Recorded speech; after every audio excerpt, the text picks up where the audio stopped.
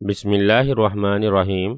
پیش خدمت ہے کہانی بھوت محل کا جادوگر۔ جوگاش جادوگر دنیا کا بہت طاقتور اور ظالم جادوگر تھا۔ وہ بے پناہ جادوئی طاقتوں کا مالک تھا۔ اس کا محل ایک جزیرے پر بنا ہوا تھا۔ اس جزیرے کا نام سرخ جزیرہ تھا اور وہ سمندر کے درمیان واقع تھا۔ جوگاش جادوگر اس وقت اپنے محل کے ایک حال کمرے میں ٹہل رہا تھا۔ اس نے نیلے اور زرد رنگ کا لباس پہنا ہوا تھا۔ اس کی پشت پر گھٹنوں تک لمبی سرخ رنگ کی ایک چادر لٹک رہی تھی۔ اس نے پیٹ پر بھی سرخ رنگ کا کپڑا باندھا ہوا تھا۔ جوگاش جادوگر سر سے گنجا تھا، البتہ اس کے سر کے درمیان میں بالوں کی ایک چوٹی اس کی گردن تک لٹکی ہوئی تھی۔ اس کے چہرے پر داڑھی تھی۔ جوگاش جادوگر کے ٹہلنے کے انداز سے یہی محسوس ہو رہا تھا جیسے اسے کسی کا بے چینی سے انتظار ہو۔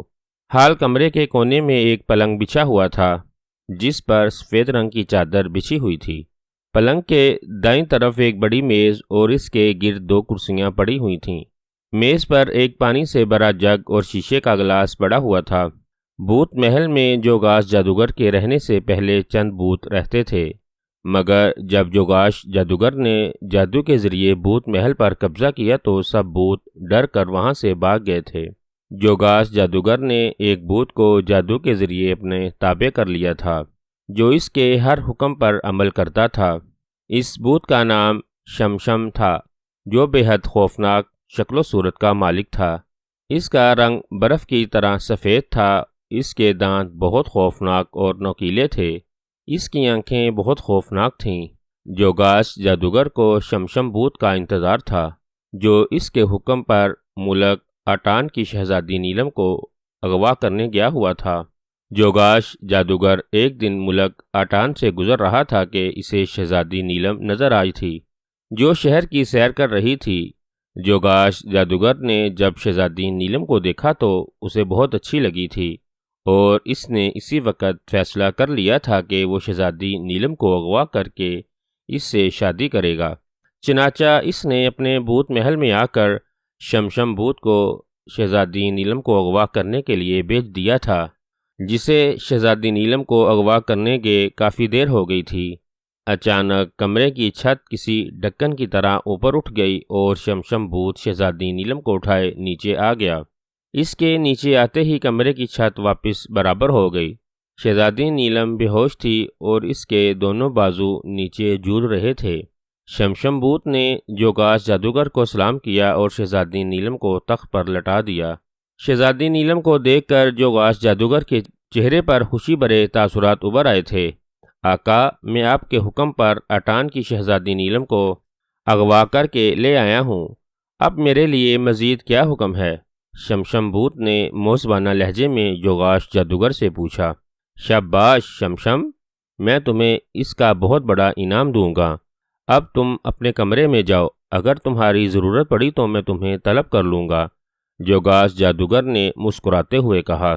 بہت بہتر میرے آقا، شمشم بھوت نے موزبانہ لہجے میں کہا اور پلٹ کر کمرے سے باہر نکل گیا تو جوگاش جادوگر شہزادی نیلم کی طرف دیکھنے لگا۔ شہزادی نیلم نے سر پر ایک خوبصورت ہیروں والا تاج پہنا ہوا تھا جس کے درمیان میں ایک سرخ رنگ کا ہیرا لگا ہوا تھا۔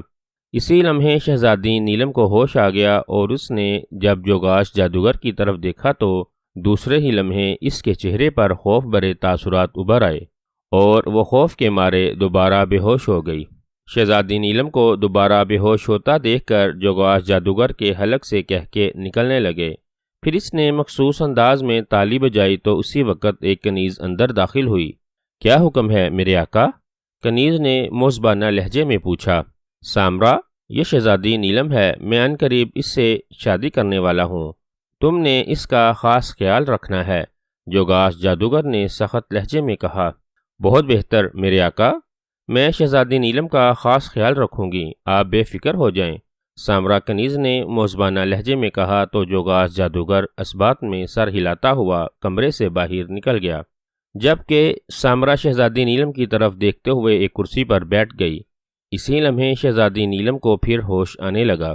پانی پانی، ہوش میں آنے پر شہزادی نیلم نے پانی پانی پکارنا شروع کر دیا۔ تو سامرا نے جگ اٹھا کر شیشے کے گلاس میں پانی ڈالا اور پھر وہ گلاس اٹھائے شہزادی نیلم کی طرف بڑھی۔ شہزادی نیلم پانی پی لو، سامرا نے کہا تو شہزادی نیلم نے تیزی سے اٹھ کر بیٹھ گئی اور اس کے ہاتھ سے گلاس لے کر پانی پینے لگی۔ پانی پی کر اس نے گلاس سامرا کو دے دیا اور پھر ادھر ادھر دیکھنے لگی۔ میں کہاں ہوں؟ تم کون ہو؟ اور وہ خوفناک انسان کون تھا؟ شہزادی نیلم نے خوفزدہ لہجے میں کنیز سامرا سے پوچھا۔ شہزادی نیلم، تم اس وقت جوگاش جادوگر کے بھوت محل میں ہو اور میں جوگاش جادوگر کی خاص کنیز سامرا ہوں۔ سامرا نے کہا، جوگاش جادوگر یہ کون ہے اور میں اس کے محل میں کیسے پہنچ گئی ہوں؟ شہزادی نیلم نے حیرت بھرے لہجے میں کہا، تمہیں جوگاش جادوگر کے حکم پر اس کا خاص غلام شمشم بھوت تمہارے محل سے اغوا کر کے لایا ہے اور بہت جلد جوگاش جادوگر تم سے شادی کرنے والا ہے۔ سامرا نے کہا تو شہزادی نیلم حیرت سے اچھل پڑی اور پھٹی پھٹی نگاہوں سے سامرا کی طرف دیکھنے لگی۔ نہیں، ایسا نہیں ہو سکتا۔ میں جوگاش جادوگر سے ہرگز شادی نہیں کروں گی۔ سامرا، تم مجھے اس محل سے باہر نکال دو، میں تمہیں منہ مانگا انعام دوں گی۔ شہزادی نیلم نے سامرا کی منت سماجت کرتے ہوئے کہا، شہزادی، میں ایسا نہیں کر سکتی۔ اگر میں نے ایسا کیا تو جوگاش جادوگر میری کھال اتار دے گا۔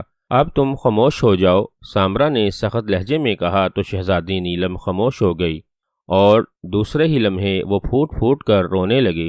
ملک ایران پر ایک بادشاہ نور حسین حکومت کرتا تھا۔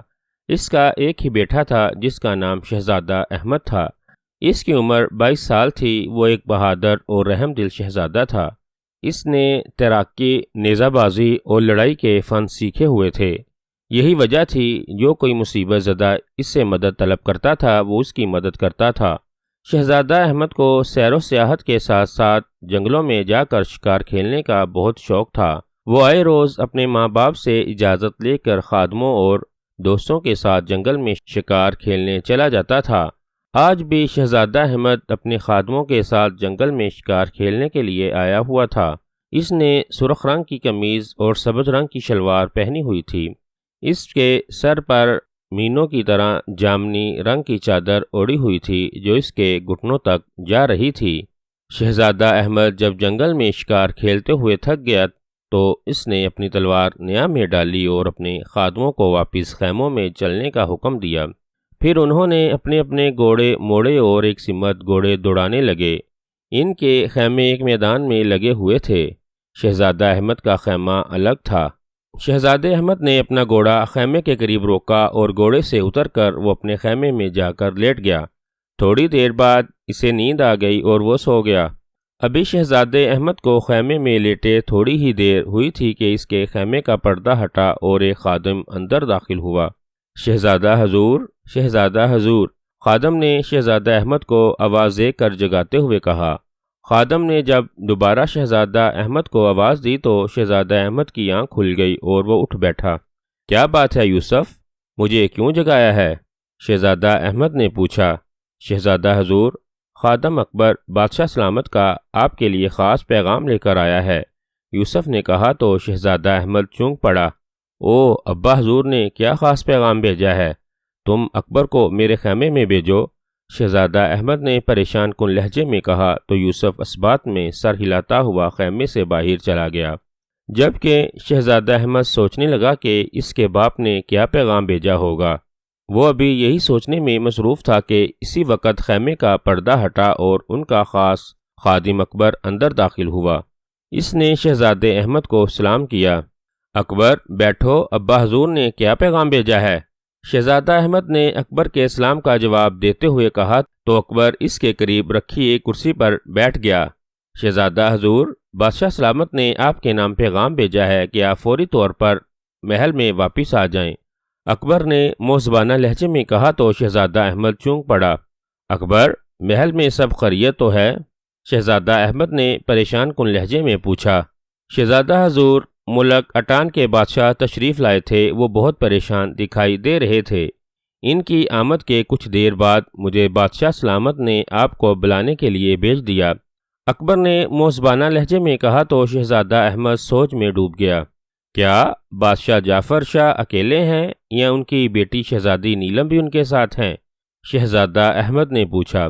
شہزادہ حضور، بادشاہ جعفر اکیلے تشریف لائے تھے، اکبر نے موزبانہ لہجے میں کہا۔ ٹھیک ہے، تم خادموں کو میرا حکم پہنچا دو کہ وہ سارے خیمے اکھاڑ کر چلنے کی تیاری کر لیں، ہم ابھی محل جانے کے لیے روانہ ہو رہے ہیں۔ شہزادہ احمد نے کہا تو اکبر نے اس بات میں سر ہلاتے ہوئے خیمے سے باہر چلا گیا۔ تھوڑی دیر بعد شہزادہ احمد خادموں کے ساتھ گھوڑے پر سوار ہو کر جنگل سے نکل کر اپنے محل کی طرف بڑھتا چلا جا رہا تھا۔ شہزادہ احمد جانتا تھا کہ اٹان کے بادشاہ جعفر شاہ سے اس کے باپ بادشاہ نور حسین کی دیرانہ تعلقات ہیں۔ بادشاہ جعفر شاہ کی ایک ہی بیٹی ہے جس کا نام شہزادی نیلم ہے۔ بادشاہ جعفر شاہ کئی بار اپنی بیٹی شہزادی نیلم کے ساتھ ان کے محل میں آ چکا تھا۔ شام ہونے سے پہلے شہزادہ احمد اپنے قافلے کے ساتھ محل میں پہنچ گیا۔ اس نے اپنا گھوڑا ایک خادم کے حوالے کیا اور تیز قدموں سے چلتا ہوا ابا حضور کے کمرہ خاص کی طرف بڑھا۔ کمرے میں داخل ہو کر اس نے شاہی انداز میں ابا حضور، ملکہ عالیہ اور بادشاہ جعفر شاہ کو سلام کیا اور ابا حضور کی کرسی کے قریب رکھی شاہی کرسی پر بیٹھ گیا۔ اس نے بادشاہ جعفر شاہ کی طرف دیکھا تو وہ بہت پریشان دکھائی دے رہے تھے۔ ابا حضور، خیریت تو ہے نا کہ آپ نے مجھے پیغام دے کر فوراً واپس بلوا لیا؟ شہزادہ احمد نے اپنے ابا حضور کی طرف دیکھتے ہوئے کہا۔ شہزادہ احمد، بادشاہ جعفر شاہ کی بیٹی شہزادی نیلم کو اغوا کر لیا گیا ہے، ابا حضور نے شہزادہ احمد سے مخاطب ہو کر کہا تو شہزادہ احمد حیرت سے اچھل پڑا۔ اوہ، شہزادی نیلم کو کس نے اور کب اغوا کیا ہے؟ شہزادہ احمد نے پوچھا۔ یہ ہمیں معلوم نہیں ہے کہ شہزادی نیلم کو کس نے اغوا کیا ہے۔ شہزادی نیلم رات کو حسب معمول اپنے کمرے میں سونے کے لیے چلی گئی تھی اور جب صبح وہ ناشتے کے لیے نہیں اٹھی تو میں نے کنیز کو بھیجا تاکہ وہ اسے جگا کر بتائے کہ میں اور اس کی ماں اس کا ناشتے کے لیے انتظار کر رہے ہیں، مگر کنیز نے آ کر بتایا کہ شہزادی نیلم اپنے کمرے میں نہیں ہے۔ ہم فوراً اس کے کمرے میں گئے، دیگر کمروں میں دیکھا اور کنیزوں سے پوچھا، مگر سب نے لا علمی کا اظہار کیا اور کہا کہ انہوں نے شہزادی نیلم کو کمرے سے نکلتے ہوئے نہیں دیکھا۔ جس پر میں نے شاہی نجومی کو بلایا تو اس نے حساب لگا کر بتایا تھا کہ شہزادی نیلم کو اغوا کر لیا گیا ہے، مگر وہ نہیں بتا سکا کہ شہزادی نیلم کو کس نے اغوا کیا۔ بیٹا، میں یہاں آپ سے مدد مانگنے آیا ہوں۔ آپ ایک بہادر اور ذہین شہزادے ہو اور مجھے یقین ہے کہ میری بیٹی شہزادی نیلم کو تلاش کر سکتے ہو۔ بادشاہ جعفر نے غمگین لہجے میں پوری تفصیل بتاتے ہوئے کہا۔ شہزادہ احمد کے چہرے پر حیرت بھرے تاثرات چھا گئے تھے۔ کیا شاہی نجومی نے یہ نہیں بتایا کہ شہزادی نیلم کو کس نے اغوا کیا ہے؟ شہزادہ احمد نے کہا، نہیں، کیونکہ اس کا علم محدود ہے اور وہ صرف اتنا ہی بتا سکا ہے کہ شہزادی نیلم کو اغوا کر لیا گیا ہے۔ بادشاہ جعفر شاہ نے کہا، میرا خیال ہے کہ شہزادی نیلم کو کسی جادوگر نے اغوا کیا ہوگا۔ شہزادہ احمد نے پرسوچ لہجے میں کہا تو بادشاہ جعفر کے ساتھ ساتھ اس کے ابا حضور بھی چونک پڑے۔ اوہ، کس جادوگر نے نیلم شہزادی کو اغوا کیا ہوگا؟ بادشاہ جعفر شاہ نے گھبرائے ہوئے لہجے میں کہا، یہ میرا قیاس ہے کہ شہزادی نیلم کو کس جادوگر نے اغوا کیا ہے۔ ہو سکتا ہے کہ میرا شبہ غلط ہو، میں نیلم شہزادی کے بارے میں معلوم کرنے کی کوشش کروں گا، آپ بے فکر ہو جائیں۔ جس نے بھی شہزادی نیلم کو اغوا کیا ہے میں اس سے ضرور سزا دوں گا، شہزادہ احمد نے بادشاہ جعفر کو تسلی دیتے ہوئے کہا۔ شہزادہ احمد، یہ آپ کا ہم پر احسان ہوگا، بادشاہ جعفر شاہ نے ممنون بھرے لہجے میں کہا۔ اچھا ابا حضور، مجھے اجازت دیں تاکہ میں شہزادی نیلم کو تلاش کرنے کے لیے اقدامات کر سکوں۔ شہزادہ احمد نے کرسی سے اٹھ کر اپنے والد کے سامنے جھکتے ہوئے کہا، جاؤ شہزادہ احمد، میری دعائیں آپ کے ساتھ ہیں۔ ابا حضور نے شہزادہ احمد کے سر پر شفقت بھرا ہاتھ پھیرتے ہوئے کہا، امی حضور، مجھے اجازت دیجیے۔ شہزادہ احمد نے اپنی ماں ملکہ عالیہ کے سامنے جھکتے ہوئے کہا، جاؤ بیٹا، اللہ تمہیں کامیاب و کامران کرے۔ ملکہ عالیہ نے شہزادہ احمد کے سر پر ہاتھ پھیرتے ہوئے کہا، پھر شہزادہ احمد نے شاہی انداز میں سب کو سلام کیا اور ابا حضور کے کمرہ خاص سے نکل کر شاہی استبل کی طرف بڑھ گیا۔ شہزادہ احمد نے شاہی استبل سے اپنا خاص سیاہ رنگ کا گھوڑا نکالا اور پھر اس پر سوار ہو کر وہ پہاڑی علاقے کی طرف بڑھ گیا جہاں ایک غار میں ایک بزرگ رہتے تھے۔ شہزادہ احمد ان بزرگ سے رہنمائی لینا چاہتا تھا۔ شہزادہ احمد کو جب بھی کسی کام میں مشکل پیش آتی تو وہ ان بزرگ سے رہنمائی لینے کے لیے ان کے غار میں چلا جاتا تھا۔ جوگاس جادوگر اپنے کمرہ خاص میں تخت پر بیٹھا بکرے کا بنا ہوا گوشت کھانے میں مصروف تھا۔ تھوڑی دیر کے بعد اس نے تخت پر پڑا پانی سے بھرا جگ اٹھا کر شیشے کا گلاس بھرا اور پانی پینے لگا۔ پانی پینے کے بعد اس نے گلاس واپس تخت پر رکھ دیا اور تالی بجائی تو اسی وقت اس کی خاص کنیز سامرا اندر داخل ہوئی۔ یہ برتن لے جاؤ، جوگاس جادوگر نے سخت لہجے میں کہا تو سامرا آگے بڑھی اور تخت پر رکھے برتن اٹھانے لگی۔ کیا شہزادی نیلم نے کھانا کھا لیا ہے؟ جوگاس جادوگر نے کنیز سے پوچھا۔ نہیں میرے آقا، اس نے کھانا کھانے سے انکار کر دیا ہے، سامرا نے کہا تو جوگاس جادوگر چونک پڑا۔ کیوں؟ جوگاس جادوگر نے کہا۔ وہ کہتی ہے وہ اس وقت تک کھانا نہیں کھائے گی جب تک اسے یہاں سے آزادی نہیں مل جاتی، سامرا نے کہا۔ اوہ، اس طرح بھوکی رہنے سے تو بیمار پڑ جائے گی۔ ٹھیک ہے تم جاؤ، میں خود اسے کھانا کھلانے جاتا ہوں، جوگاس جادوگر نے کہا تو سامرا برتن اٹھائے کمرے سے باہر نکل گئی۔ جوگاس جادوگر نے ایک ڈکار ماری اور تخت سے اترنے ہی لگا تھا کہ اسی وقت کمرے میں شمشم بھوت داخل ہوا تو جوگاس جادوگر اسے دیکھ کر چونک پڑا۔ کیا بات ہے شمشم، کیوں آئے ہو؟ جوگاس جادوگر نے سخت لہجے میں پوچھا۔ آقا، میں آپ کو ایک خاص اطلاع دینے آیا ہوں، شمشم بھوت نے کہا۔ کیسی اطلاع؟ جلدی بتاؤ، جوگاس جادوگر نے کہا۔ آقا، میں محل کی چھت پر موجود تھا کہ میں نے سمندر میں ایک کشتی کو دیکھا جو سرخ جزیرے کی طرف آ رہی ہے، شمشم بھوت نے کہا تو جوگاس جادوگر حیرت سے اچھل پڑا۔ اوہ، وہ کشتی سرخ جزیرے سے کتنی دور ہے؟ جوگاس جادوگر نے پوچھا۔ آقا، کشتی ابھی بہت دور ہے اور وہ شام تک یہاں پہنچ جائے گی، شمشم بھوت نے کہا تو جوگاس جادوگر نے اس بات میں سر ہلا دیا۔ ٹھیک ہے، تم محل کی چھت پر چلے جاؤ اور اس کشتی پر نظر رکھو، جب ضرورت پڑی تو میں تمہیں بلا لوں گا، جوگاس جادوگر نے کہا تو شمشم بھوت واپس پلٹا اور کمرے سے نکل گیا۔ کشتی میں کون ہو سکتا ہے اور وہ سرخ جزیرے کی طرف کیوں آ رہی ہے؟ جوگاس جادوگر نے پرسوچ لہجے میں کہا۔ کیونکہ جوگاس جادوگر کو بھوت محل پر قبضہ کیے 10 سال ہو گئے تھے اور ان 10 سالوں میں آج تک کوئی بھی سرخ جزیرے کی طرف نہیں آیا تھا۔ جوگاس جادوگر نے ایک منتر پڑھ کر اپنے کاندھے پر پھونک ماری تو اس کے ہاتھ پر جادو کا سیاہ گولا نمودار ہو گیا جو تاریک تھا، مگر جب جوگاس جادوگر نے سیاہ گولے پر ہاتھ پھیرا تو گولے کا رنگ یکدم سفید ہو گیا۔ جادو کے گولے، ایک کشتی سرخ جزیرے کی طرف آ رہی ہے، اس کشتی میں کون سوار ہے اور وہ کیوں سرخ جزیرے کی طرف آ رہا ہے؟ جوگاس جادوگر نے پوچھا۔ آقا، اس کشتی میں ایران کا شہزادہ احمد سوار ہے اور وہ آپ کو ہلاک کر کے شہزادی نیلم کو آزاد کرانے کے لیے جزیرے کی طرف آ رہا ہے۔ جادو کے گولے میں آواز آئی تو جوگاس جادوگر حیرت سے یوں اچھل پڑا جیسے کسی چونٹی نے اسے کاٹ لیا ہو۔ اس کی آنکھیں پھٹی کی پھٹی رہ گئیں۔ شاید اس کے وہم و خیال میں بھی نہیں تھا کہ کوئی شہزادہ اسے ہلاک کرنے اور شہزادی نیلم کو آزاد کرانے کے لیے یہاں تک آ سکتا ہے۔ شہزادے کو کیسے معلوم ہوا ہے کہ شہزادی نیلم کو میں نے اغوا کرایا ہے؟ جوگاس جادوگر نے پوچھا۔ آقا، اسے ایک بزرگ نے بتایا ہے کہ شہزادی نیلم آپ کے قبضے میں ہے اور آپ سرخ جزیرے پر بھوت محل میں رہتے ہیں۔ جادو کے گولے میں سے آواز آئی۔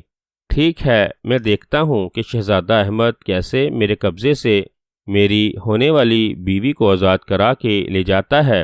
میں سرخ جزیرے پر پہنچنے سے پہلے ہی اس شہزادے کو موت کے گھاٹ اتار دوں گا، جوگاس جادوگر نے سانپ کی طرح پھنکارتے ہوئے کہا۔ پھر اس نے جادو کے گولے پر دوبارہ ہاتھ پھیرا تو گولے کا رنگ یک لخت بدل گیا اور وہ پہلے کی طرح سیاہ ہو گیا۔ جوگاس جادوگر نے اس پر پھونک ماری تو وہ اس کے ہاتھ سے غائب ہو گیا۔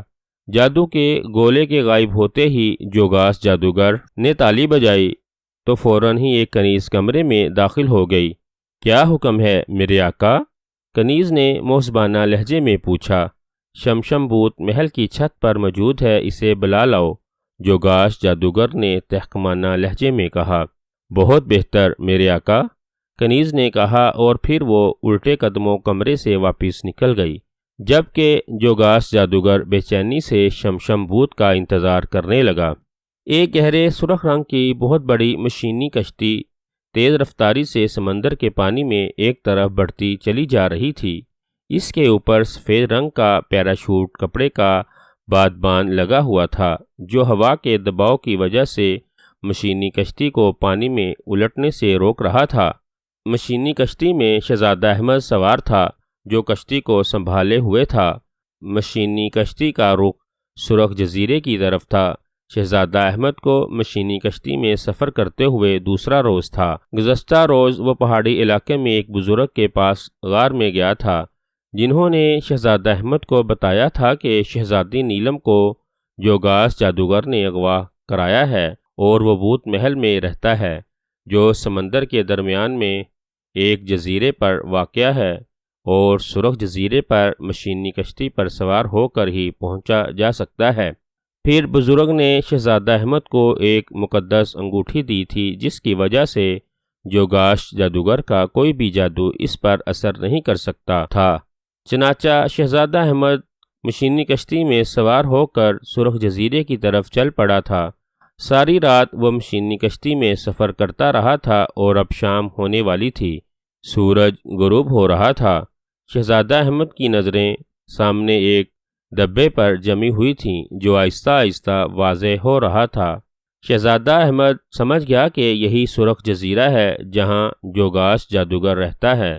پھر تھوڑی دیر کے بعد سرخ جزیرے کے آثار واضح ہو گئے اور شہزادہ احمد نے اپنی کشتی سرخ جزیرے پر روکی اور وہ چھلانگ مار کر جزیرے کے ساحل پر اتر آیا۔ جزیرہ بہت بڑا تھا اور تا حد نگاہ تک گھنے درخت اور سرسبز و شاداب گھاس اگی ہوئی تھی۔ شہزادہ احمد کو ابھی تک جوگاس جادوگر کا بھوت محل نظر نہیں آیا تھا۔ شہزادہ احمد چند لمحے وہیں کھڑا سوچتا رہا۔ اسے بھوک بھی لگ رہی تھی، اسی لیے وہ ایک درخت کی طرف بڑھتا چلا گیا۔ درخت کے قریب پہنچ کر اس نے ایک سیب توڑا اور کھانے لگا۔ ابھی وہ سیب کھانے میں مصروف تھا کہ اسی وقت ایک کڑاکا ہوا اور اس کے سامنے انتہائی خوفناک شکل کا بھوت ظاہر ہو گیا۔ وہ شمشم بوت تھا، جوگاس جادوگر کے حکم پر اسے ہلاک کرنے کے لیے آیا تھا۔ شمشم بوت کو دیکھ کر شہزادہ احمد ذرا بھی پریشان اور خوفزدہ نہ ہوا، بلکہ وہ اطمینان کے ساتھ اس کی طرف دیکھتا رہا۔ کون ہو تم؟ شہزادہ احمد نے پوچھا۔ شہزادے، میرا نام شمشم بوت ہے اور میں بہت خطرناک بوت ہوں۔ مجھے میرے آقا جوگاس جادوگر نے حکم دیا ہے کہ میں تمہیں بھوت محل تک پہنچنے سے پہلے ہی ہلاک کر دوں، اسی لیے اب تم مرنے کے لیے تیار ہو جاؤ۔ شمشم بوت نے کہا تو شہزادہ احمد کے چہرے پر مسکراہٹ ابھر آئی۔ شمشم بوت، تمہارے آقا جوگاس جادوگر نے تمہیں مجھے مارنے کے لیے نہیں بھیجا، بلکہ تمہیں مرنے کے لیے میرے پاس بھیجا ہے تاکہ میں تمہیں ہلاک کر سکوں، شہزادہ احمد نے مسکراتے ہوئے کہا۔ تو شمشم بوت کا چہرہ غصے سے اور بھی زیادہ بھیانک ہو گیا۔ شہزادے، میں تمہیں زندہ نہیں چھوڑوں گا، شمشم بوت نے غضبناک لہجے میں کہا۔ پھر وہ بجلی کی سی تیزی سے شہزادہ احمد کی طرف بڑھا۔ اس سے پہلے کہ وہ شہزادہ احمد پر حملہ کرتا، اسی وقت شہزادہ احمد نے نیام سے تلوار نکال لی، اور پھر جیسے ہی شمشم بوت اس کے قریب آیا تو شہزادہ احمد نے تلوار سے شمشم بوت پر وار کر دیا۔ تلوار شمشم بوت کے بازو پر لگی تھی اور دوسرے ہی لمحے اس کے حلق سے چیخ نکل گئی۔ شہزادہ احمد کی تلوار نے شمشم بوت کے بازو پر گہرا زخم ڈال دیا تھا، جس سے خون نکلنا شروع ہو گیا تھا۔ اپنے بازو سے خون نکلتا دیکھ کر شمشم بوت کا چہرہ غصے سے مزید بھیانک ہو گیا۔ وہ خون خوار نگاہوں سے شہزادہ احمد کی طرف دیکھنے لگا۔ شہزادے، میں تمہارے ٹکڑے ٹکڑے کر دوں گا، شمشم بوت نے چیختے ہوئے کہا اور دوسرے ہی لمحے اس نے شہزادہ احمد پر چھلانگ لگا دی، لیکن شہزادے احمد نے تیزی سے ایک طرف ہٹ کر خود کو اس کے وار سے بچایا اور ساتھ ہی تلوار سے اس پر وار کر دیا، لیکن شمشم بوت نے شہزادہ احمد کی تلوار ہاتھ سے پکڑ لی اور تلوار شہزادہ احمد کے ہاتھوں سے کھینچنے کی کوشش کرنے لگا۔ اچانک شہزادہ احمد بجلی کی تیزی سے اچھلا اور اس کی دونوں ٹانگیں شمشم بوت کے سینے پر پڑیں تو شمشم بوت اچھل کر پشت کے بل زمین پر جا گرا اور اس کے حلق سے چیخ نکل گئی، کیونکہ شہزادہ احمد کی تلوار نے اس کا ہاتھ بھی کاٹ دیا تھا جس سے خون نکل رہا تھا۔ شہزادہ احمد بجلی کی تیزی سے اس کی طرف بڑھا۔ شمشم بوت کھڑا ہی ہو رہا تھا کہ شہزادہ احمد اس پر سوار ہو گیا اور اس نے اپنی تلوار شمشم بوت کی گردن پر مارنی چاہی، مگر شمشم بوت نے زمین پر لیٹے لیٹے ہی شہزادے احمد کا تلوار والا ہاتھ پکڑ لیا اور دونوں ٹانگوں سے اسے دوسری طرف اچھال دیا۔ شہزادہ احمد ایک جھٹکے سے اچھل کر زمین پر گرا اور تلوار اس کے ہاتھ سے نکل کر قریب ہی گر گئی۔ اسی وقت شمشم بوت اچھل کر شہزادہ احمد کے سینے پر سوار ہو گیا اور اس کی گردن پکڑ کر دبانے لگا۔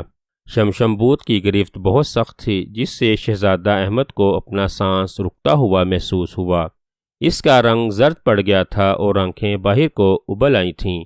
اب اس کا شمشم بوت کی گرفت سے نکلنا مشکل نظر آ رہا تھا، لیکن شہزادہ احمد نے بہادری کا مظاہرہ کرتے ہوئے دائیں ہاتھ کا زوردار گھونسا شمشم بوت کی آنکھ پر مارا تو شمشم بوت کے حلق سے چیخ نکل گئی۔ شہزادہ احمد نے پھر اس کی آنکھ میں گھونسا مارا تو شمشم بوت نے اس کی گردن چھوڑ کر اپنی آنکھ پر ہاتھ رکھ لیا۔ شہزادہ احمد نے اسے دوسری طرف اچھال دیا تو پھر خود بھی اچھل کر کھڑا ہو گیا۔ اس نے تلوار کی طرف دیکھا جو تھوڑے فاصلے پر پڑی ہوئی تھی۔ شہزادہ احمد نے تلوار کی طرف چھلانگ لگائی اور جھپٹ کر تلوار اٹھا کر وہ شمشم بوت کی طرف لپکا، مگر دوسرے ہی لمحے اسے حیرت کا ایک جھٹکا لگا کیونکہ شمشم بوت اپنی جگہ سے غائب ہو چکا تھا۔ او نہیں، بزدل بوت مقابلہ کرنے کی بجائے بھاگ گیا ہے، شہزادہ احمد نے ہنکارہ برتے ہوئے کہا۔ پھر اس نے تلوار نیام میں ڈالی اور آگے بڑھنے لگا۔ جوگاس جادوگر بے چینی سے شمشم بوت کا انتظار کر رہا تھا جو شہزادہ احمد کو ہلاک کرنے کے لیے گیا ہوا تھا۔ جوگاس جادوگر کو یقین تھا کہ شمشم بوت شہزادہ احمد کو ہلاک کر دے گا۔ اب وہ اس لیے وہ شمشم بوت کا انتظار کر رہا تھا تاکہ وہ آ کر اسے شہزادہ احمد کی ہلاکت کی خبر سنا سکے۔ تھوڑی دیر کے بعد کمرے میں شمشم بوت داخل ہوا۔ وہ کافی زخمی تھا اور اس کے بازو سے خون نکل کر جم چکا تھا۔ جوگاس جادوگر شمشم بوت کو اس حالت میں دیکھ کر حیرت سے چونک پڑا۔ شمشم بوت، تمہاری یہ حالت کس نے بنائی ہے؟ جوگاس جادوگر نے پوچھا۔ آقا، میری یہ حالت شہزادہ احمد نے بنائی ہے، شمشم بوت نے ڈرتے ہوئے لہجے میں کہا۔ کیا مطلب؟ کیا تم شہزادہ احمد کو ہلاک نہیں کر سکے؟ جوگاس جادوگر نے حیرت بھرے لہجے میں پوچھا۔ آقا، میں بہت شرمندہ ہوں کہ میں شہزادہ احمد کو ہلاک نہیں کر سکا، شمشم بوت نے خوفزدہ لہجے میں کہا تو جوگاس جادوگر کے چہرے پر غصے کے تاثرات ابھر آئے۔ شمشم بوت، یہ کیا کہہ رہے ہو؟ تم نے شہزادے احمد کو ہلاک کیوں نہیں کیا؟ بولو، جواب دو، جوگاس جادوگر نے غضبناک لہجے میں چیختے ہوئے کہا۔ جوگاس جادوگر کو غصے میں دیکھ کر شمشم بوت تھر تھر کانپنے لگا۔ آقا، شہزادہ احمد بہت پھرتیلا اور بہادر نوجوان ہے، وہ میرا کوئی وار کامیاب ہونے نہیں دے رہا تھا، شمشم بوت نے بکھلائے ہوئے لہجے میں کہا۔ شمشم بوت، مجھے امید نہیں تھی کہ تم جیسا بوت ایک عام انسان کو ہلاک کرنے میں ناکام ہو جائے گا، تمہیں زندہ رہنے کا کوئی حق نہیں ہے، شمشم بوت، جوگاس جادوگر نے غصیلے لہجے میں کہا تو شمشم بوت کے چہرے پر یکدم زرد پڑ گیا۔ پھر اس سے پہلے کہ وہ کچھ کہتا، اسی وقت جوگاس جادوگر نے منتر پڑھ کر شمشم بوت پر پھونک ماری تو شمشم بوت کے جسم میں آگ لگ گئی اور وہ جل کر راکھ ہو گیا۔ وہ نہیں، بوت ہونے کے باوجود ایک عام انسان کو ہلاک نہیں کر سکا، جوگاش جادوگر نے غصے سے بڑبڑاتے ہوئے کہا۔ پھر اس نے منتر پڑھ کر اپنے ہاتھ پر پھونک ماری تو اس کے ہاتھ پر ایک سیاہ رنگ کا چمگادڑ نمودار ہو گیا۔ کیا حکم ہے میرے آقا؟ سیاہ چمگادڑ نے انسانی آواز میں پوچھا۔ سیاہ چمگادڑ، ایک شہزادہ مجھے ہلاک کرنے اور شہزادی نیلم کو میرے قبضے سے رہائی دلانے اور میرے بھوت محل کی طرف آ رہا ہے، جاؤ اسے ہلاک کر دو۔ جوگاش جادوگر نے سیاہ چمگادڑ کو حکم دیتے ہوئے کہا۔ بہت بہتر میرے آقا، سیاہ چمگادڑ نے موزبانہ لہجے میں کہا، پھر وہ غائب ہو گیا۔ جوگاش جادوگر نے منتر پڑھ کر ایک دیوار پر پھونک ماری تو یک لخت اس دیوار پر ایک منظر نمودار ہو گیا اور جوگاش جادوگر غور سے منظر میں دیکھنے لگا۔ منظر میں اسے سیاہ چمگادڑ نظر آ رہا تھا جو ایک سمت اڑتا ہوا جا رہا تھا۔ شہزادہ احمد بھوت محل کو تلاش کرتے ہوئے جنگل میں پہنچ گیا تھا۔ اب وہ نہایت چوکنے انداز میں آگے بڑھ رہا تھا کیونکہ وہ جانتا تھا کہ جوگاش جادوگر اسے ہلاک کرنے کے لیے پھر کوئی حربہ استعمال کر سکتا ہے۔ ابھی شہزادہ جنگل میں ہی موجود تھا کہ اچانک سائیں کی آواز کے ساتھ ہی کوئی چیز اس پر جھپٹی، لیکن شہزادہ احمد نے پھرتی کے ساتھ ایک طرف چھلانگ لگا دی تھی اور کلا بازیاں کھاتے ہوئے اٹھ کھڑا ہوا۔ اس نے نیام سے تلوار نکال لی تھی۔ اس نے دیکھا کہ ایک سیاہ رنگ کا بڑا سا چمگادڑ اس کی طرف آ رہا تھا اور پھر جیسے ہی چمگادڑ شہزادہ احمد کے قریب آیا تو شہزادہ احمد نے تلوار سے اس پر وار کر دیا، لیکن اس کا وار فضا میں خالی گیا اور سیاہ چمگادڑ اس کے سر کے اوپر سے گزر گیا۔ شہزادہ احمد پلٹا اور سیاہ چمگادڑ کی طرف دیکھنے لگا۔ چمگادڑ پلٹ کر شہزادہ احمد کی طرف آ رہا تھا۔ اس بار جیسے ہی وہ شہزادہ احمد کے قریب آیا تو شہزادہ احمد نے بجلی کی سی تیزی سے تلوار چلا دی۔ شہزادہ احمد کا وار کامیاب رہا اور اس مرتبہ تلوار نے سیاہ چمگادڑ کے 2 ٹکڑے کر دیے اور سیاہ چمگادڑ چیختا ہوا زمین پر گر گیا اور چند لمحے تڑپنے کے بعد دھواں بن کر غائب ہو گیا۔ سیاہ چمگادڑ کے مرنے کے بعد شہزادہ احمد آگے بڑھنے لگا۔ جنگل عبور کرنے کے بعد وہ ایک کھلے میدان میں پہنچ گیا اور جہاں سے اسے دور سے ہی ایک محل نظر آنے لگا جو بہت بڑا اور خوبصورت تھا۔ محل کے عقب میں پہاڑی علاقہ شروع ہو رہا تھا۔ شہزادہ احمد محل کو دیکھ کر سمجھ گیا کہ یہی بھوت محل ہے۔ یہاں جوگاش جادوگر نے شہزادی نیلم کو قید کر رکھا ہے۔ محل نظر آتے ہی شہزادہ احمد تیز تیز قدموں سے چلتے ہوئے بھوت محل کی طرف بڑھنے لگا۔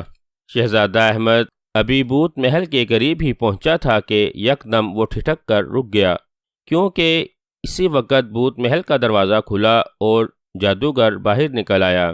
شہزادہ احمد سمجھ گیا کہ یہی جوگاش جادوگر تھا جس کے چہرے پر غصے کے تاثرات ابھرے ہوئے تھے۔ وہ خونخوار نظروں سے شہزادہ احمد کی طرف دیکھ رہا تھا۔ وہ چند لمحے شہزادہ احمد کی طرف دیکھتا رہا، پھر لمبے لمبے ڈگ برتے ہوئے اس کی طرف آنے لگا۔ شہزادہ احمد چوکنا ہو گیا تھا اور اس کا ہاتھ تلوار کے دستے پر مضبوطی کے ساتھ جم گیا تھا۔ شہزادے، اگر تمہیں اپنی زندگی پیاری ہے تو یہاں سے چلے جاؤ، ورنہ میں تمہیں ایک ہی منتر سے فنا کر ڈالوں گا، جوگاش جادوگر نے چیختے ہوئے کہا۔ جوگاش جادوگر، اگر تمہیں اپنی زندگی پیاری ہے تو شہزادی نیلم کو میرے حوالے کر دو، میرا وعدہ ہے کہ میں تمہیں کچھ بھی نہیں کہوں گا، شہزادہ احمد نے جواب دیا تو جوگاش جادوگر بھڑک اٹھا۔ شہزادے، میں شہزادی نیلم سے شادی کرنے والا ہوں اور کسی بھی صورت میں اسے تمہارے حوالے نہیں کروں گا۔ اب وہ ساری زندگی میرے ساتھ بھوت محل میں رہے گی۔ میں تمہیں آخری بار کہہ رہا ہوں، تم واپس چلے جاؤ۔ تم ایک خوبصورت اور بہادر نوجوان ہو، اس لیے مجھے تم پر ترس آ رہا ہے، جوگاش جادوگر نے اسی انداز میں کہا۔ مگر میں شہزادی نیلم کو لیے بغیر واپس نہیں جاؤں گا، شہزادہ احمد نے نفی میں سر ہلاتے ہوئے کہا۔ شہزادے، تم بہت ضدی ہو اور تمہیں اپنی زندگی سے پیار بھی نہیں ہے، اسی لیے اب تمہیں ہلاک ہونے سے کوئی نہیں بچا سکتا، جوگاش جادوگر نے غصیلے لہجے میں کہا۔ پھر وہ منتر پڑھنے لگا۔ اسے منتر پڑھتے دیکھ کر شہزادہ احمد سمجھ گیا کہ وہ اس پر جادوئی وار کر رہا ہے۔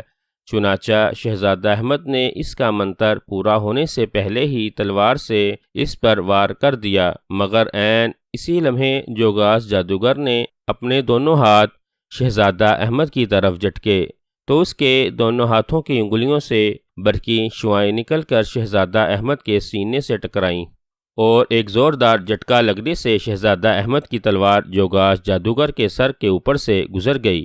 برقی شعاعیں شہزادہ احمد کے سینے سے ٹکرا کر ختم ہو گئیں، مگر شہزادہ احمد کو کچھ بھی نہ ہوا، کیونکہ اس کے ہاتھ کی انگلی میں نیک بزرگ کی دی ہوئی مقدس انگوٹھی تھی، جس کی وجہ سے جوگاس جادوگر کا کوئی بھی جادو اس پر اثر نہیں کر سکتا تھا۔ جوگاس جادوگر نے جب اپنا وار ناکام جاتا دیکھا تو حیرت بھری نظروں سے شہزادہ احمد کی طرف دیکھنے لگا۔ اس کے دماغ میں کئی سوالات آ رہے تھے کہ شہزادہ احمد پر اس کے جادو نے اثر کیوں نہیں کیا؟ مم میرے جادو نے تم پر اثر کیوں نہیں کیا؟ اوہ جوگاس جادوگر نے بکھلائے ہوئے لہجے میں اس پر پھر وہی عمل دہرایا، لیکن اس مرتبہ بھی شہزادہ احمد کو کچھ نہ ہوا تو جوگاس جادوگر کی پریشانی اور حیرت میں مزید اضافہ ہو گیا۔ اوہ میرا جادو تم پر کیوں نہیں اثر کر رہا؟ جوگاس جادوگر نے حیرت بھرے لہجے میں کہا۔ جوگاس جادوگر، تمہارا کوئی بھی وار مجھ پر اثر نہیں کر سکتا، اب تم مرنے کے لیے تیار ہو جاؤ، شہزادے نے غصیلے لہجے میں کہا۔ دوسرے ہی لمحے شہزادہ احمد نے اچھل کر جوگاس جادوگر پر تلوار سے وار کر دیا، مگر جوگاس جادوگر بھی بہت پھرتیلا تھا، اسی لیے وہ یکدم پیچھے کی جانب ہٹ گیا اور شہزادہ احمد کی تلوار فضا میں گم گئی۔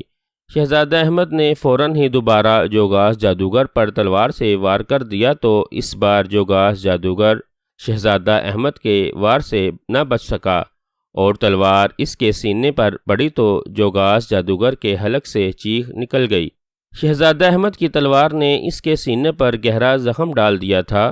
جوگاس جادوگر خون خوار نظروں سے شہزادہ احمد کی طرف دیکھنے لگا۔ شہزادہ احمد اس پر پھر وار کرنے کے لیے آگے بڑھا ہی تھا کہ اسی وقت جوگاس جادوگر نے ایک منتر پڑھ کر شہزادہ احمد کے پاؤں کے قریب پھونک ماری تو اسی وقت تیز گرگراہٹ کی آواز کے ساتھ ہی زمین پھٹی اور وہاں ایک گہرا کنواں نظر آنے لگا۔ اس کنویں کے نیچے جادو کا غار تھا۔ اس سے پہلے کہ شہزادہ احمد کچھ سمجھتا، دوسرے ہی لمحے وہ گہرے کنویں میں گرتا چلا گیا اور اسی وقت زمین برابر ہو گئی۔ اب شہزادہ احمد کسی طرح بھی زندہ نہیں بچ سکے گا۔ ہا جوگاس جادوگر نے کہکا لگاتے ہوئے کہا اور پھر وہ بھوت محل کی طرف بڑھنے لگا۔ اس کے چہرے پر مسرت بھرے تاثرات ابھرے ہوئے تھے۔ شہزادہ احمد پیروں تلے زمین پھٹتے ہی کلا بازیاں کھاتے ہوئے کنویں میں گرنے لگا۔ کنویں میں گہرا اندھیرا تھا، اس لیے شہزادہ احمد کو بھی کچھ دکھائی نہیں دے رہا تھا۔ وہ دڑم سے زمین پر آ گرا اور اس کا سر زور سے زمین سے ٹکرایا تو اس کا سر چکرانے لگا۔ شہزادہ احمد نے خود کو سنبھالنے کی کوشش کی، مگر دوسرے ہی لمحے وہ بے ہوش ہو گیا۔ شہزادہ احمد کو جب ہوش آیا تو وہ ایک غار میں پتریلی زمین پر پڑا ہوا تھا۔ شہزادہ احمد چند لمحے یوں ہی زمین پر پڑا غار کی چھت کو گھورتا رہا، پھر وہ اٹھ بیٹھا اور ادھر ادھر دیکھنے لگا۔ یہ ایک وسیع غار تھا جس میں چاروں طرف انسانی کھوپڑیاں لٹکی ہوئی تھیں۔ شہزادہ احمد کی نظر غار کے دائیں طرف پڑی تو وہ چونک پڑا۔ اس کے دائیں طرف ایک چبوترے پر دو بھیانک شکل و صورت کے انسان بیٹھے شہزادہ احمد کی طرف دیکھ رہے تھے۔ ان کے سر بالوں سے عاری تھے۔ کون ہو تم اور میں کہاں ہوں؟ شہزادہ احمد نے بھیانک شکل والے انسان سے مخاطب ہو کر پوچھا۔ انہوں نے شہزادہ احمد کی بات کا کوئی جواب نہ دیا۔ تم دونوں جواب کیوں نہیں دیتے؟ میں تم سے پوچھ رہا ہوں کہ تم کون ہو اور میں کہاں ہوں؟ شہزادہ احمد نے دوبارہ پوچھا، مگر اس بار بھی انہوں نے کوئی جواب نہ دیا تو شہزادہ احمد جھنجھلا گیا اور اپنی تلوار کی تلاش میں نظریں ادھر ادھر دوڑانے لگا، لیکن اس کی تلوار وہاں موجود نہ تھی۔ اسی لمحے غار میں ایک اور بھیانک شکل والا انسان داخل ہوا تو اسے دیکھ کر شہزادہ احمد تیزی سے اٹھ کھڑا ہوا اس بھیانک شکل والے انسان نے شہزادہ احمد کو دیکھا، پھر وہ اپنے ہاتھوں کی طرف دیکھنے لگا۔ ڈمکو، شمکو، شہزادے کو لے آؤ۔ آنے والے بھیانک شکل والے انسان نے اپنے ساتھیوں سے کہا، ٹھیک ہے، ہم ابھی شہزادے کو لے کر آ رہے ہیں۔ بمکو، ڈمکو نے کہا، اور بمکو غار سے باہر نکل گیا۔ ڈمکو اور شمکو چبوترے سے اتر کر شہزادے احمد کی طرف بڑھنے لگے۔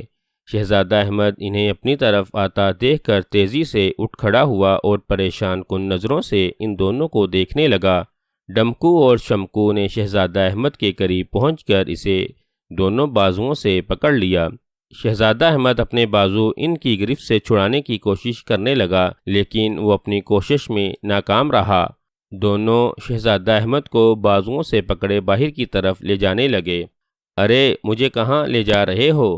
شہزادہ احمد نے چیختے ہوئے کہا، لیکن انہوں نے اس بار بھی کوئی جواب نہ دیا تو شہزادہ احمد کو ان پر غصہ آنے لگا۔ لگتا ہے تم دونوں کے منہ میں زبان نہیں ہے، شہزادہ احمد نے غصیلے لہجے میں کہا، لیکن وہ دونوں بددستور خاموشی سے شہزادہ احمد کو گھسیٹتے ہوئے غار میں بنے دوسرے کمرے میں لے آئے جہاں بمکو موجود تھا۔ اس نے ایک بڑا سا کلہاڑا ہاتھ میں پکڑا ہوا تھا۔ غار کے کونے میں ایک بڑا سا پتھر پڑا ہوا تھا، اسے پتھر پر لٹا دو، بمکو نے ڈمکو اور شمکو سے کہا۔ تو وہ دونوں شہزادہ احمد کو گھسیٹتے ہوئے پتھر کی طرف لے جانے لگے۔ شہزادہ احمد سمجھ گیا کہ وہ تینوں اسے قتل کر کے اس کا گوشت کھانا چاہتے ہیں۔ ارے چھوڑو مجھے، چھوڑو مجھے، شہزادہ احمد نے پھر خود کو چھڑانے کی کوشش کرتے ہوئے کہا، مگر چونکہ ڈمکو اور شمکو کی گرفت انتہائی مضبوط تھی، اسی لیے شہزادہ خود کو نہ چھڑا سکا اور ان دونوں نے اسے پتھر پر لٹا دیا۔ آج کافی عرصے کے بعد انسانی گوشت کھانے کو مل رہا ہے، اس کا گوشت بہت لذیذ ہوگا، بمکو نے للچائی ہوئی نظروں سے شہزادہ احمد کی طرف دیکھتے ہوئے کہا، اور پھر وہ دھیرے دھیرے اس کی طرف بڑھنے لگا۔ شہزادہ احمد کی سمجھ میں کچھ نہیں آ رہا تھا کہ وہ کیسے خود کو ان کی گرفت سے چھڑائے۔ بمکو نے شہزادہ احمد کے قریب پہنچ کر کلہاڑا بلند کیا اور پھر اس نے کلہاڑا چلا دیا، مگر اس سے پہلے کہ کلہاڑا شہزادہ احمد کی گردن پر پڑتا، اسی وقت شہزادہ احمد نے اپنی دونوں ٹانگیں سمیٹیں اور بمکو کے پیٹ میں اس قدر زور سے ماری کہ وہ اچھلتا ہوا پشت کے بل پتریلی زمین پر جا گرا اور اس کے ہاتھ سے کلہاڑا بھی چھوٹ کر زمین پر گر گیا۔ ڈمکو اور شمکو بمکو کو زمین پر گرتا دیکھ کر اس کی طرف متوجہ ہو گئے تو شہزادہ احمد کو ان کی گرفت سے آزاد ہونے کا موقع مل گیا۔ دوسرے ہی لمحے اس نے خود کو چھڑایا اور الٹی کلا بازی کھا کر پتھر سے اتر کر پیچھے جا کھڑا ہوا۔ ڈمکو اور شمکو نے جب شہزادہ احمد کو آزاد ہوتے دیکھا تو وہ تیزی سے اس کی طرف لپکے، مگر اس دوران شہزادہ احمد کلہاڑے کی طرف چھلانگ لگا چکا تھا اور پھر کلہاڑے کے قریب گرتے ہی اس نے کلہاڑا اٹھا لیا۔ اس دوران وہ تینوں شہزادہ احمد کی طرف بڑھنے لگے۔ رک جاؤ ورنہ میں تینوں کو قتل کر دوں گا، شہزادہ احمد نے کلہاڑا فضا میں لہراتے ہوئے کہا، مگر وہ تینوں نہ رکے اور شہزادہ احمد کی طرف بڑھتے رہے۔ شہزادہ احمد بھی الٹے قدموں پیچھے ہٹ رہا تھا اور پھر اس کی پشتگار کی دیوار سے ٹکرائی تو وہ رک گیا۔ تینوں بھیانک شکلوں والے انسان یکدم شہزادہ احمد پر جھپٹے، مگر شہزادہ احمد جکائی دیتے ہوئے ان کے گھیرے سے نکل گیا اور وہ تینوں غار کی دیوار سے جا ٹکرائے۔ پھر وہ تینوں جیسے ہی مڑے تو شہزادہ احمد نے ڈمکو پر کلہاڑے سے وار کر دیا۔ کلہاڑا ڈمکو کے بازو پر لگا اور اس کا بازو کٹ کر دور جا گرا۔ دوسرے ہی لمحے ڈمکو کے حلق سے دل خراش چیخ نکل گئی۔ شمکو اور بمکو نے جب ڈمکو کا یہ حشر دیکھا تو وہ غصے سے غراتے ہوئے شہزادہ احمد کی طرف بڑھے، مگر شہزادہ الٹی کلا بازی کھا کر پتھر پر جا کھڑا ہوا تھا۔ پھر جیسے ہی وہ دونوں پتھر کے قریب پہنچے تو شہزادہ احمد نے پھر کلا بازی کھائی اور ان کے اوپر سے ہوتا ان کی پشت پر جا کھڑا ہوا اور ساتھ ہی اس نے کلہاڑے سے شمکو کی گردن پر وار کر دیا تو دوسرے ہی لمحے شمکو کی گردن کٹ کر دور جا گری اور وہ زمین پر گر کر بری طرح تڑپنے لگا۔ بمکو خوف زدہ نگاہوں سے شمکو کو تڑپتے ہوا دیکھنے لگا۔ اسی لمحے ڈمکو نے شہزادہ احمد کی پشت پر آ کر اپنا دوسرے بازو اس کی گردن کے گرد حائل کر دیا۔ اس کی گرفت بہت سخت تھی۔ شہزادہ اپنی گردن اس کی گرفت سے آزاد کرانے کی کوشش کرنے لگا۔ بمکو شہزادے سے کلہاڑا چھین لو، ڈمکو نے چیختے ہوئے بمکو سے کہا تو بمکو نے جھپٹ کر شہزادہ احمد کے ہاتھ سے کلہاڑا چھین لیا۔ اڑا دو اس کی گردن، ڈمکو نے چیختے ہوئے بمکو سے کہا تو بمکو نے کلہاڑا چلا دیا، مگر شہزادہ احمد نے تیزی سے اپنا سر نیچے کر لیا، جس کے باعث کلہاڑا اسے لگنے کی بجائے ڈمکو کی گردن پر پڑا اور اس کی گردن تن سے جدا ہو کر شمکو کی گردن کے قریب جا گری۔ شہزادہ احمد نے دھکا دے کر ڈمکو کے جسم کو گرا دیا۔ اسی وقت بمکو نے شہزادہ احمد کی گردن پر کلہاڑا مارنے کے لیے ہاتھ بلند کیا تو شہزادہ احمد نے اس کا ہاتھ فضا میں ہی پکڑ لیا۔ اگر شہزادہ احمد کو ایک لمحے کے لیے بھی دیر ہو جاتی تو اس کی گردن کٹ کر دور جا گرنی تھی۔ بمکو شہزادہ احمد کو کلہاڑا مارنے کے لیے اپنا پورا زور لگا رہا تھا اور شہزادہ احمد بھی زور لگا کر اس کا وار روکے ہوئے تھا۔ وہ جانتا تھا اگر اس نے بمکو کو تھوڑی سی مہلت بھی دے دی تو پھر اس کا زندہ بچنا مشکل ہو جائے گا۔ اچانک شہزادہ احمد نے اپنی لات پوری قوت سے بمکو کے پیٹ میں مار دی تو بمکو کے حلق سے چیخ نکل گئی اور وہ تھوڑا سا جھک گیا۔ اسی وقت شہزادہ احمد نے اس کا کلہاڑے والا ہاتھ مروڑ کر اس سے کلہاڑا چپٹ لیا۔ پھر جیسے ہی بمکو سیدھا ہوا تو شہزادہ احمد نے کلہاڑا اس کی گردن پر مار دیا تو بمکو کی گردن بھی کٹ کر غار کے کونے میں جا گری اور اس کا جسم زمین پر گر کر تڑپنے لگا۔ ان تینوں کے مرتے ہی شہزادہ احمد نے خدا کا شکر ادا کیا اور پھر وہ کلہاڑا لیے غار سے باہر نکل آیا۔ غار سے باہر آ کر اس نے ارد گرد دیکھا تو وہ اس وقت پہاڑی علاقے میں موجود تھا۔ تحد نگاہ پہاڑ ہی پہاڑ تھے۔ شہزادہ احمد نے ایک سمت منتخب کی اور پھر وہ اس کی طرف چل پڑا۔ جوگاس جادوگر اپنے کمرہ خاص میں تخت پر بڑے اطمینان کے ساتھ بیٹھا ہوا تھا۔ وہ خوش تھا کہ اس نے شہزادی نیلم کو اس کی قید سے رہائی دلانے والے شہزادے کو بیانش وحشی انسانوں کے حوالے کر دیا تھا جو اب تک اسے قتل کر کے ہڑپ کر چکے ہوں گے۔ اگر وہ بروقت شہزادہ احمد کو جادو کے غار میں نہ پھینکتا تو اس نے اسے ہلاک کر دینا تھا، کیونکہ اس کا کوئی جادو اس پر اثر نہیں کر رہا تھا۔ آقا آقا! اچانک جوگاس جادوگر کو کنیز سامرا کی آواز سنائی دی تو وہ چونک پڑا۔